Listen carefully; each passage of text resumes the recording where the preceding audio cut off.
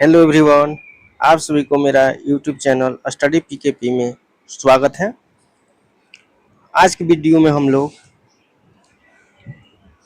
रुधिर संरचना से संबंधित प्रश्न को देखेंगे। रुधिर संरचना।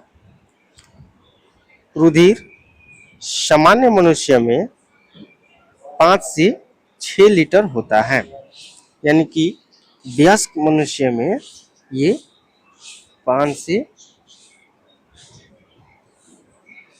6 लीटर तक होता है। मनुष्य के शरीर में रक्त की मात्रा शरीर से भार, यानी कि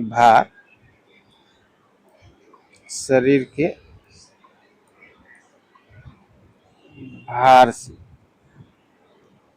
भार से लगभग 7% होता है।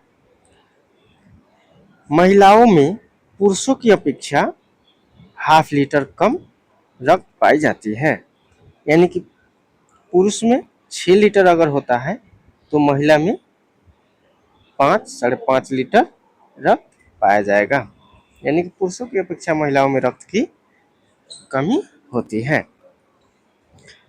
रक्त एक तरल संयोजी ऊतक है, यह तरल के रूप में पाया जाता है। रक्त का पीएच मान 7.4 होता है। रक्त का पीएच मान 7.4 होता है। यह शरीर के विभिन्न भागों में, यानी कि पूरे शरीर में आवश्यक पोषक तत्व को पहुंचाने का कार्य करता है। आवश्यक पोषक तत्वों में जैसे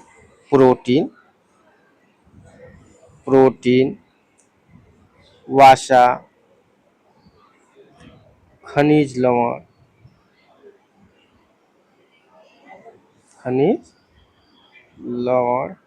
जैसे पोषक तत्वों को शरीर के विभिन्न भागों में पहुंचाने का कार्य करता है।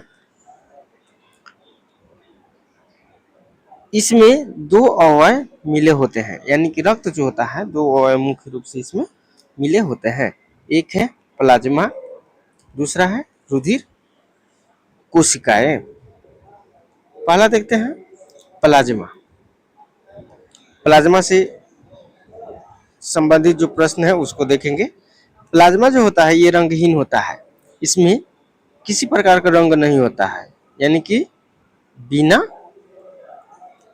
रंग का होता है, यानी कि बिना रंग का होता है। पानी जैसा आप कह सकते हैं। पानी तो नीला दिखता है लेकिन ये बिना रंग का होता है, इसका कोई रंग नहीं होता है।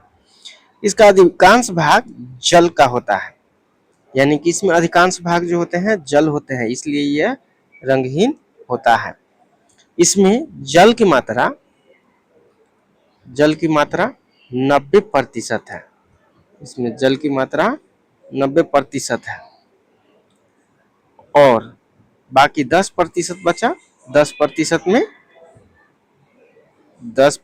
में अन्य पदार्थ जैसे प्रोटीन, शर्करा, वसा और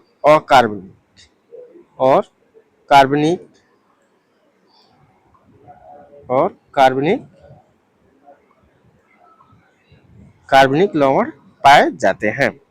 इसका रंग हल्का पीला कलर का होता है।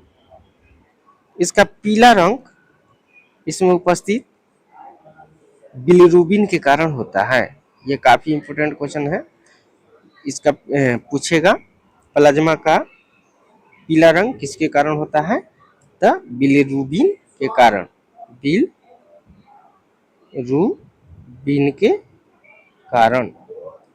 बिलिरुबिन के कारण इसका रंग हल्का पीला होता है। इसमें स्थित फाइब्रिनोजन, ये भी महत्वपूर्ण क्वेश्चन है, आप भी कर सकते हैं। फाइब्रिनोजन रक्त को थक्का बनाने में मदद करता है, यानी कि रक्त को थक्का बनाने में कौन मदद करता है? तो फाइब्रिनोजन रक्त को थक्का बनाने में मदद करता है।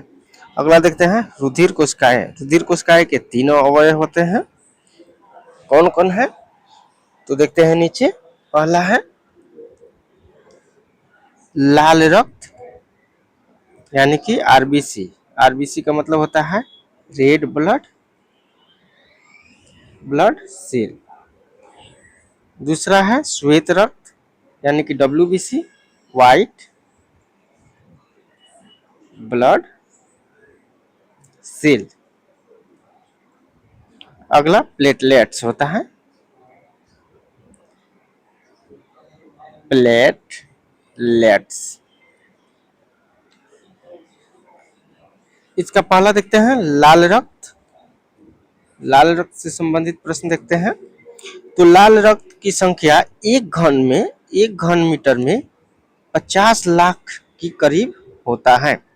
लाल रक्त की जीवन काल 120 दिन का होता है, यानी कि 120 दिन तक यह जीवित रहता है, उसके बाद इसकी डेथ हो जाती है।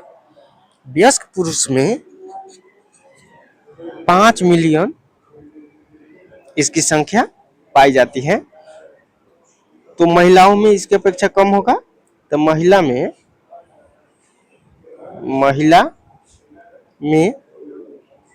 4.5 मिलियन इसका संख्या पाया जाता है। अगला है इसका रंग हीमोग्लोबिन के कारण लाल होता है।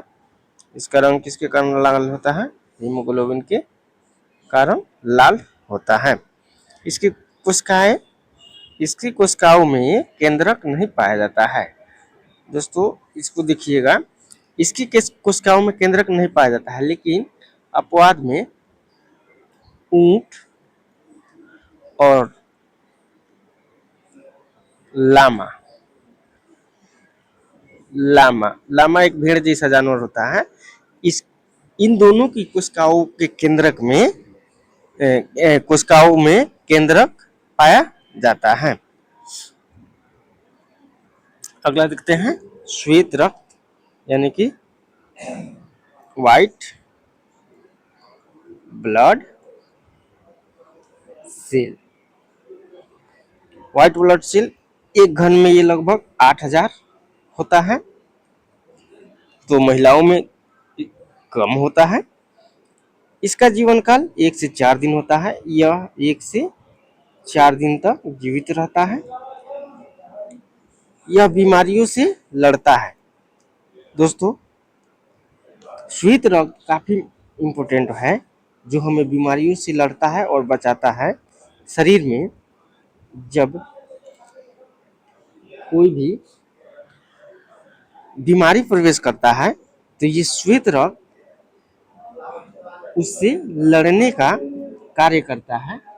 ये अंदर जाने से रोकता है, लेकिन यदि बीमारी शरीर में प्रवेश कर जाता है तो इसकी संख्या काफी मात्रा में बढ़ जाती है।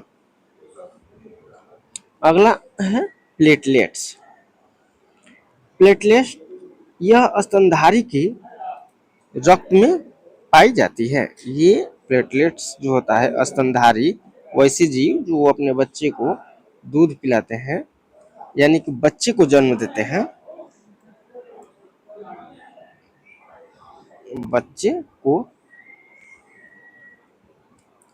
बच्चे जन्म देते हैं, वे स्तनधारी कहलाते हैं।